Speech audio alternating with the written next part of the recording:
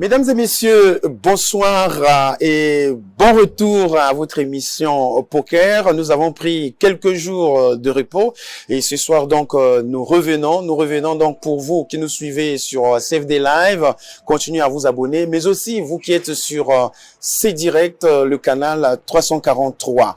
Poker, les cartes de ce soir seront des cartes un peu particulières. Nous parlerons de la géoscience, des choses à découvrir donc avec le directeur général de Geotis Consulting International, qui est une société donc de la géophysique. Nous recevons donc Monsieur Céleste Mavoula. Il est, je le disais, directeur général des Geotis International. Monsieur le directeur, bonsoir. Bonsoir, monsieur Séverin. Et bienvenue à Poker. Merci beaucoup et merci à vous de m'accueillir à Poker. Alors, je rappelle que vous êtes de la diaspora congolaise. Vous êtes installé en République de Côte d'Ivoire, plutôt en République de Burkina Faso. C'est là où que vous avez fait vos études, mais aussi vous êtes installé. Vous avez commencé une carrière professionnelle assez intéressante dans la géophysique. Nous allons donc découvrir ce que vous faites. Vous êtes en séjour à Brazzaville et là, vous êtes en train de chercher également de présenter ce que vous faites pour attirer l'attention des décideurs qui peuvent également avoir des projets avec vous. Alors, pour commencer notre émission de ce soir, dites-nous, Geotis Consulting International, c'est quoi? Merci, monsieur Séverin. Je vous dis toute ma reconnaissance d'avoir déjà accepté me recevoir dans votre émission. Et vous l'avez très bien rappelé, je suis de la diaspora, je réside au Burkina Faso, lieu où j'ai fait mes études professionnelles et où aussi je suis en train de faire ma carrière professionnelle en géosciences en tant que directeur général de Geotis Consulting. Alors, Geotis Consulting, vous l'avez noté, c'est un terme qui est en anglais, ça signifie Geoscientist and Technology Intelligence Services. En français, on dira que c'est service d'intelligence des géosciences. Alors, Geotis est né il y a de cela 5 ans déjà, et nous sommes une entreprise de droit burkinabé. Et voilà, pour l'instant, je crois que c'est... Vous êtes congolais, vous avez créé une entreprise de droit burkinabé. Exactement. Alors, vous êtes dans quoi exactement? Alors, comme l'indique le nom de l'entreprise, nous sommes dans le domaine des géosciences appliquées. Il faudra bien rappeler, puisque il y a les géosciences fondamentales et il y a des géosciences appliquées. En termes simples, voilà. Géosciences, géophysique, en termes simples, les internautes qui vous suivent ou bien ceux qui sont connectés donc à la télévision C-Direct qui vous suivent, c'est quoi exactement où est-ce qu'on peut vous trouver en train de faire quoi exactement? Voilà, vous pouvez retrouver un spécialiste en géosciences, vous pouvez le retrouver lors de construction de barrages. Il va être là pour pouvoir donc choisir le lieu où on doit faire le barrage. Vous pouvez retrouver un géoscientiste lors des travaux de foration, par exemple pour la recherche d'eau. Il faut qu'il y ait un géophysicien qui va en fait vous montrer où il faut venir faire le forage. C'est pareil avec la recherche pétrolière, puisque il faudra savoir où vous allez orienter votre machine et vers quelle direction pour aller toucher quel type de formation et à quelle profondeur. Et pour connaître tout ça, il faut donc des géophysiciens qui vont donc utiliser des méthodes d'investiguer le sol, d'imager le sol, afin de proposer des résultats qui permettent à toucher la cible. Vous allez retrouver quelqu'un qui fait géosciences aussi dans le domaine de la recherche minière. Alors donc vous êtes géophysicien, vous êtes géomaticien aussi, et ça fait 5 ans comme ça que vous déployez vos talents loin du Congo, donc loin de votre pays de nativité. Vous vous êtes installé au Burkina Faso, qui est votre pays d'adoption, et que vous évoluez très bien. Est-ce que vous pouvez nous dire là-bas déjà qu'est-ce que vous faites? Vous êtes dans quel projet? Est-ce que c'est juste des études ou des petits stages d'étudiants, ou bien quand même vous êtes dans des projets d'envergure aujourd'hui? Voilà, cette question elle est très bienvenue. Geotis est une entreprise qui est constituée au Burkina Faso. Donc ça, c'est déjà très important de le dire. Alors, après ça, il faut ajouter que Geotis, c'est un bureau d'études indépendant qui évolue dans le domaine des géosciences. On a pour vocation d'adresser des solutions ciblées dans le domaine des géosciences. Donc, Au Burkina Faso, vous savez que c'est un pays enclavé. Et donc, ils ont vraiment des défis en matière donc de ressources en eau. Ça, c'est un. Et puis aussi, tout récemment, on a découvert que c'était un pays minier. Donc, ils ont aussi un défi à pouvoir donc relever le niveau donc de leurs ressources minières, puisqu'il y a beaucoup des entreprises qui viennent, voilà, pour faire de la recherche, pour faire le développement des projets miniers. Donc, dans ce contexte, c'est dans ce contexte qu'évolue Géotis au Burkina Faso. Nous adressons des solutions pour la recherche d'eau. Vous savez, là-bas, il n'y a pas le fleuve comme ici. Donc, chercher l'eau, il faut aller chercher l'eau dans le sous-sol. Donc, nous, en tant que bureau d'études, on nous contacte pour pouvoir donc proposer auprès donc des entreprises de la place, auprès des ONG, d'autres bureaux d'études aussi, et même auprès des ministères, voilà, de proposer, de faire des études pour arriver donc à localiser ce qu'on appelle les zones de potentialité hydrogéologique. Donc, on va comme ça collecter de la donnée sur la géophysique, sur la cartographie, l'hydrogéologie, la géologie, sur les ressources en eau, voilà, de façon générale, et arriver donc à mettre tout ça en compétition pour arriver donc à proposer, identifier les zones où on a des chances pour avoir de l'eau souterraine en abondance. Est-ce que vous-même, déjà, vous êtes sur le terrain, le forage des puits, bien vous restez un cabinet conseil? Non, nous sommes, il faut distinguer au fait notre cabinet nous sommes un cabinet d'études. Voilà, donc nous réalisons les études. Pour faire les études, il faut forcément aller sur le terrain. Okay.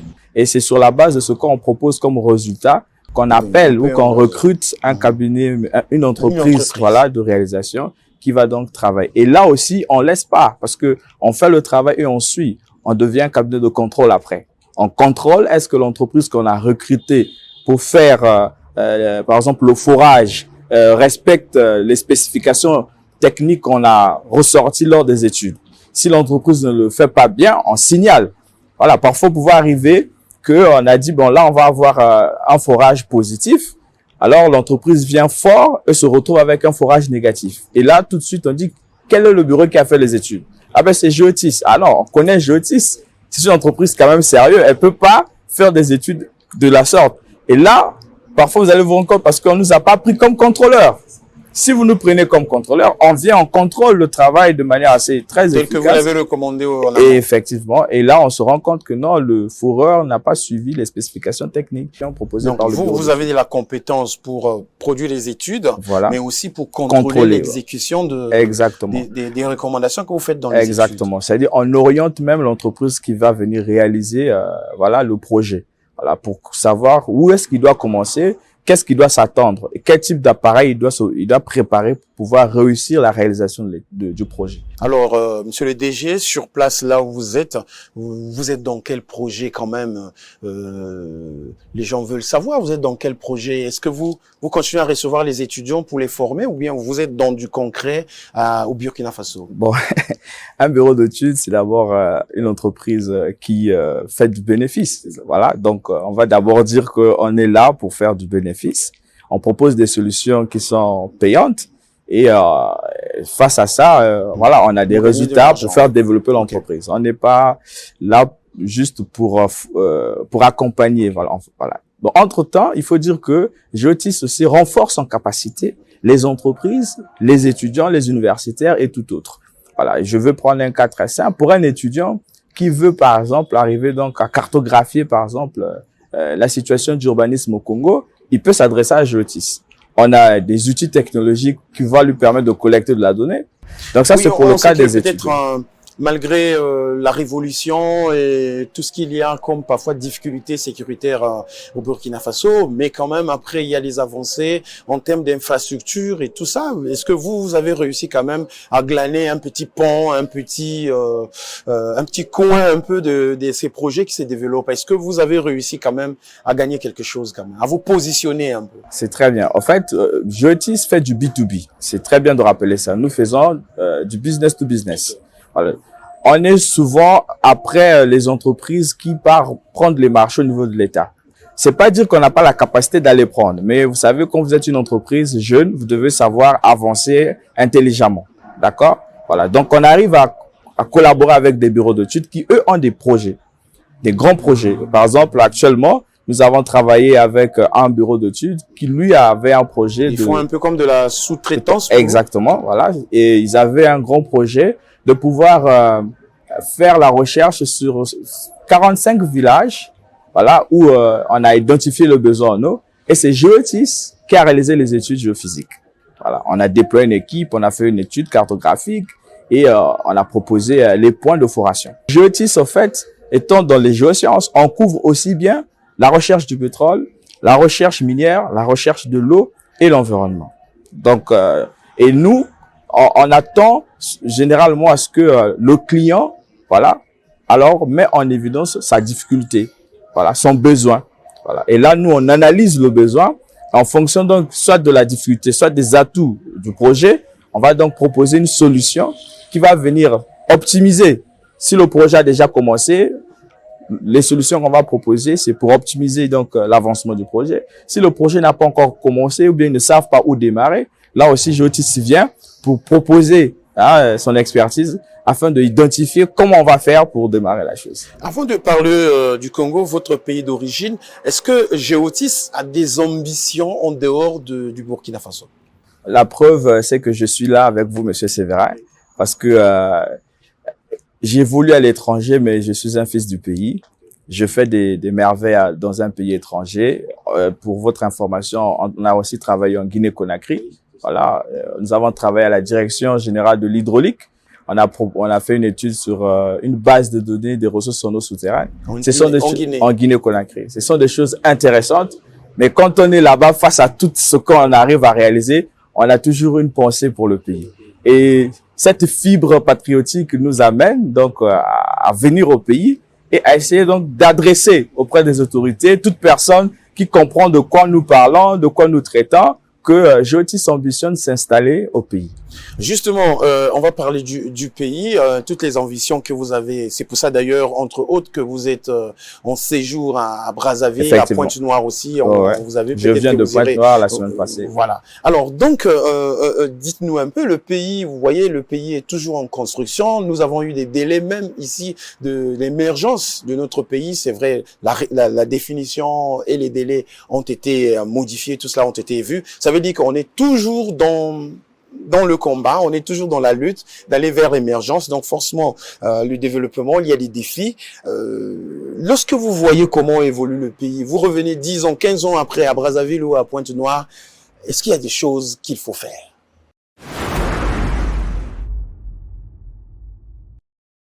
Sans langue de bois, sans divaguer, on a énormément de défis. Et à la fois, c'est une opportunité, mais à la fois aussi, c'est un pincement, en fait. En tant que Congolais, ce que je vois de l'autre côté, le dynamisme que je vois qui est mis de l'autre côté, dans le Sahel, oui. Un pays enclavé, un pays à 1001 qui n'a presque pas d'eau. Qui n'a presque pas d'eau. Et c'est un pays où il y a beaucoup de volonté pour arriver donc à mobiliser la toute petite ressource qu'ils ont et à bien la gérer.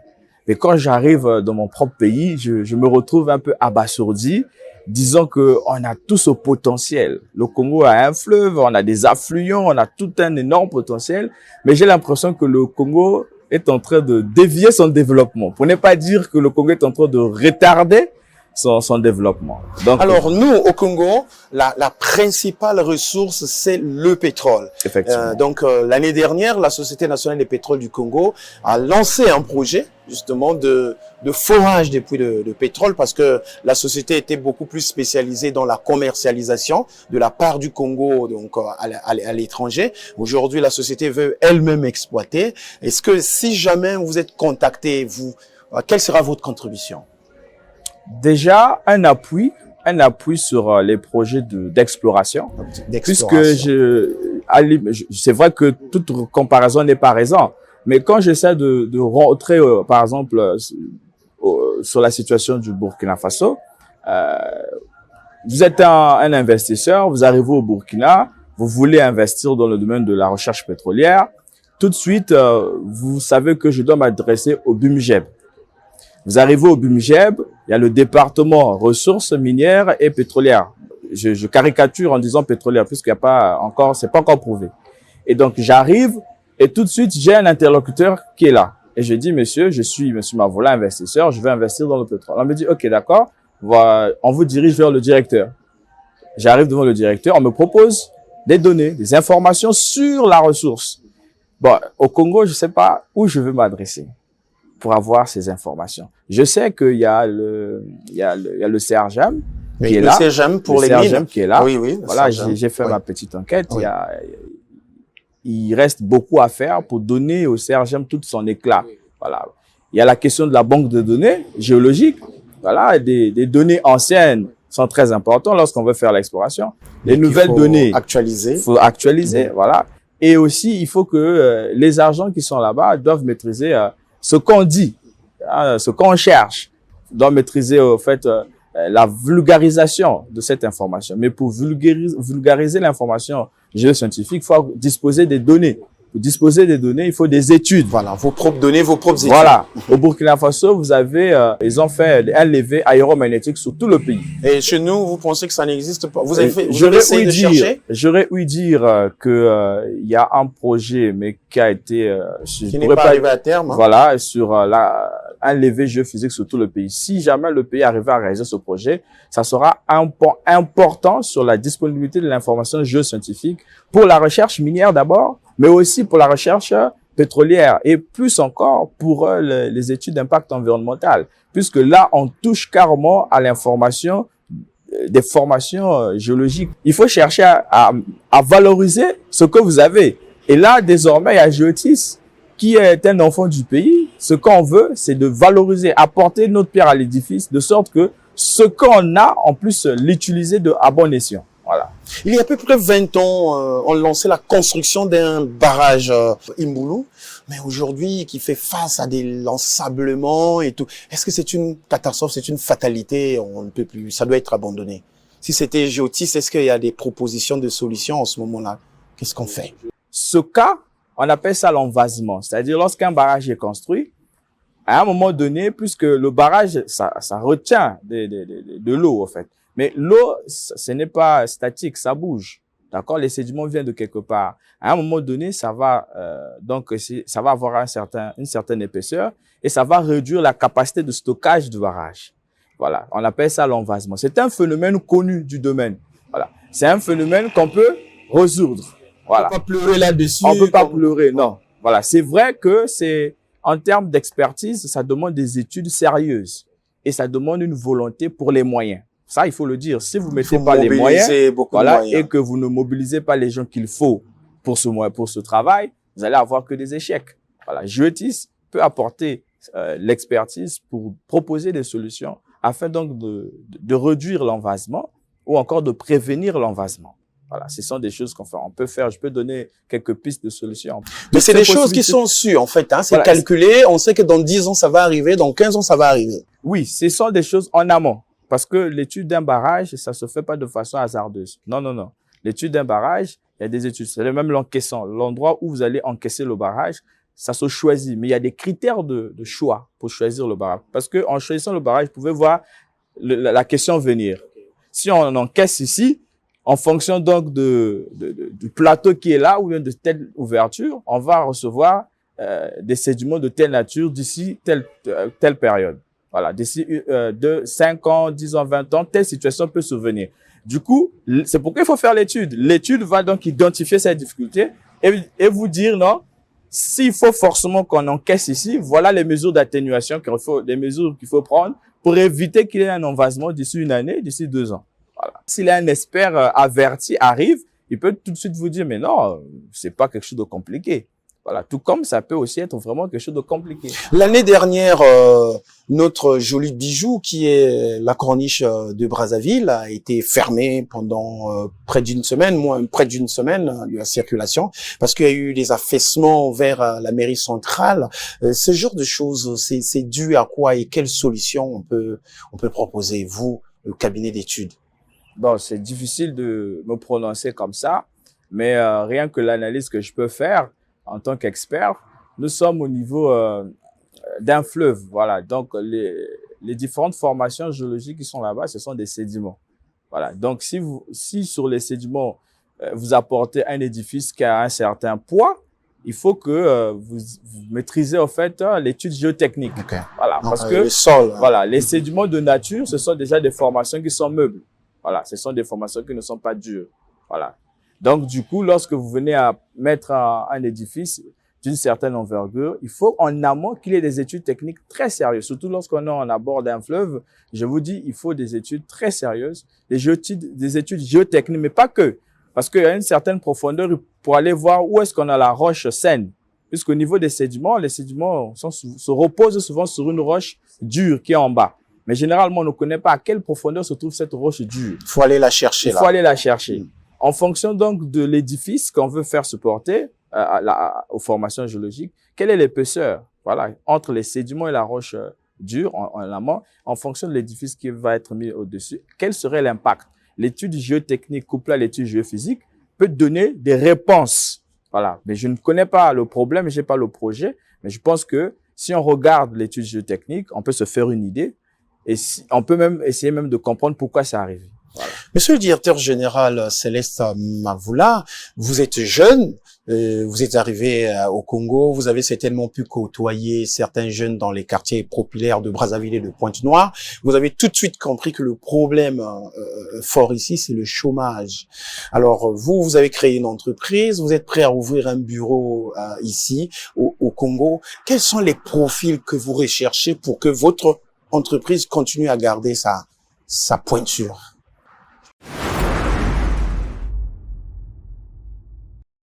Je pense que ça s'inscrit dans l'année de la jeunesse. Oui, justement. L'emploi de la jeunesse. L'employabilité de la jeunesse.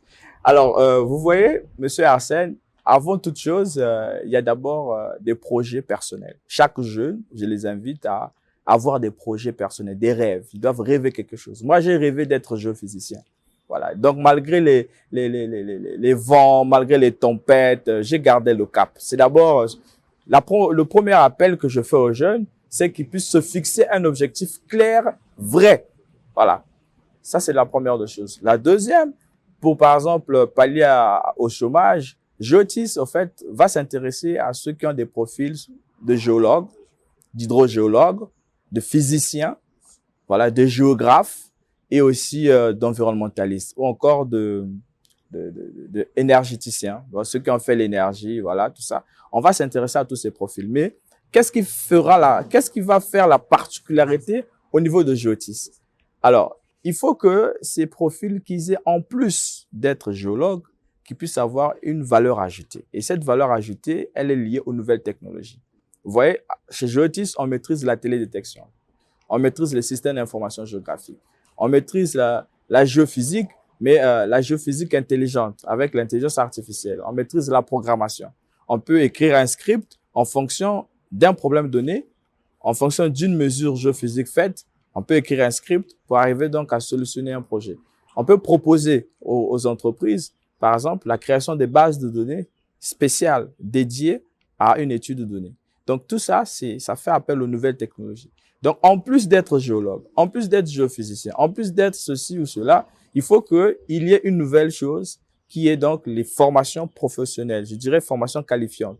Vous avez fini votre licence, ne vous arrêtez pas là. Allez-y ajouter à cette licence une formation en système d'information géographique. Ajoutez à ça une formation en télédétection. Ajoutez à ça une formation en intelligence artificielle.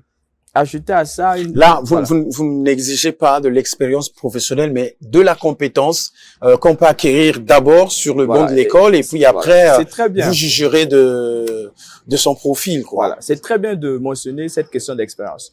Vous voyez, nous sommes jeunes. Généralement, on reconnaît aux jeunes le dynamisme. Voilà, on dit que le jeune, il est dynamique. La jeunesse africaine, c'est une jeunesse qui est dynamique. Et dans ce dynamisme, nous avons l'avantage du temps. Notre temps d'aujourd'hui, c'est le temps de la technologie. Vous allez retrouver beaucoup de jeunes qui maîtrisent les outils informatiques, les logiciels. Voilà. Et c'est ça qui donne notre compétence face, par exemple, à un ancien, quelqu'un qui a 20 ans, 10 ans d'expérience. Il n'a pas la main sur les technologies. Il a la connaissance, mais il n'a pas la main. Donc, il a des difficultés pour démarrer sur certains projets, puisqu'il va chercher à faire appel aux anciennes méthodes, alors qu'on a des nouvelles méthodes très pratiques et très rapides à mettre en œuvre. C'est ça l'avantage des jeunes. Et moi, à travers Géotis, on a cette particularité, on a cet avantage d'être déjà dans la proposition de solutions concrètes d'aujourd'hui. Du coup, si tu es jeune, pour travailler avec Géotis, pour collaborer avec Géotis, il faut avoir ce côté innovant. Voilà, ce côté intéressant qui permet de comprendre une situation très rapidement et de mobiliser une technique pour pouvoir donc mettre en œuvre la solution.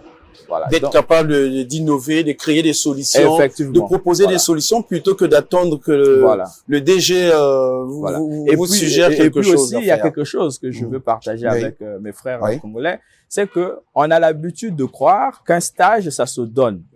Je cherche un stage, monsieur Mavoula, donnez-moi un stage. Non, je dirais que un stage, ça s'arrache.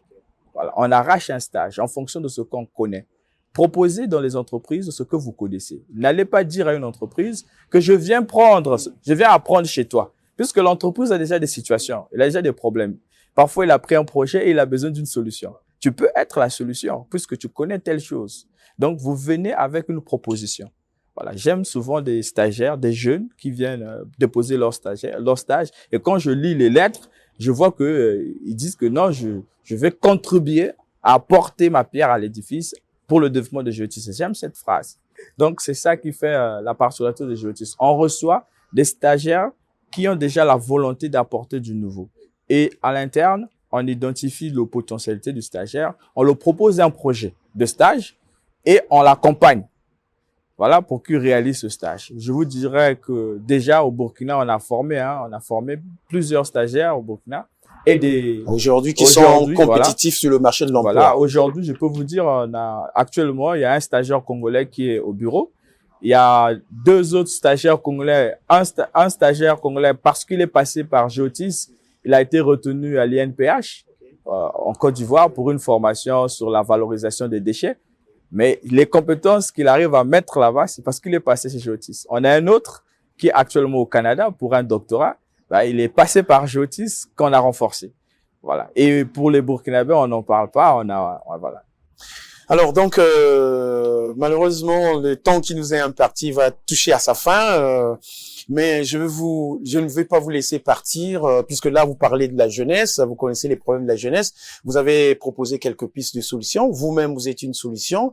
Mais c'est pas que les jeunes viennent juste pour vous regarder, pour apprendre de vous, mais aussi pour apporter la particularité dans l'innovation des solutions, puisque votre travail, c'est de régler les problèmes. Donc, lorsque vous recevez quelqu'un en stage, il faut que lui aussi soit capable d'apporter certains éléments.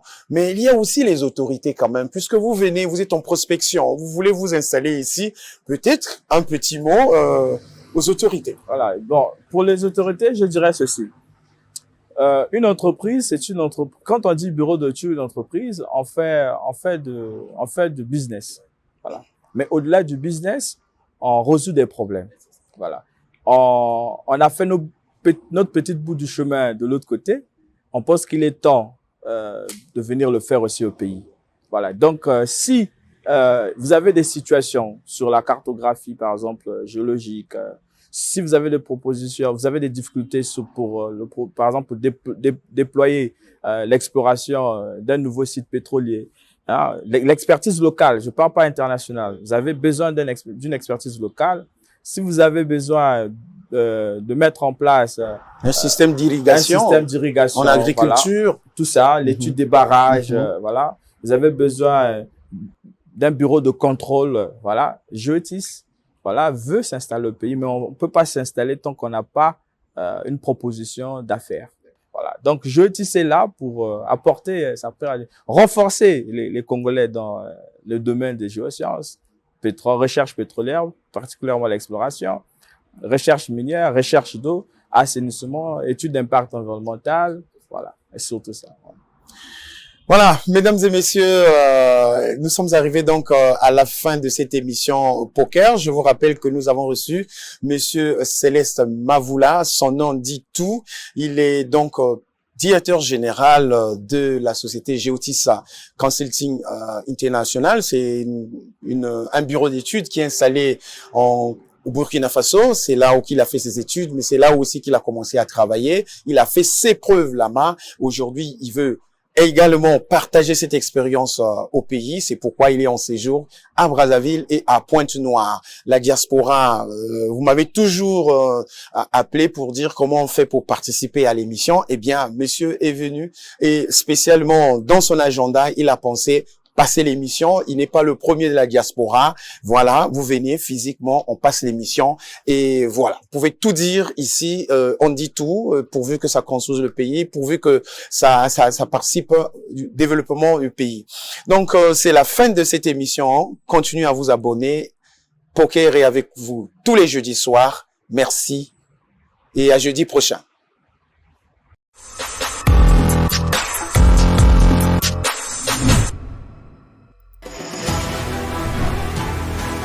Pour toute participation à l'émission Poker, nous contacter par WhatsApp au 06 661 00 60.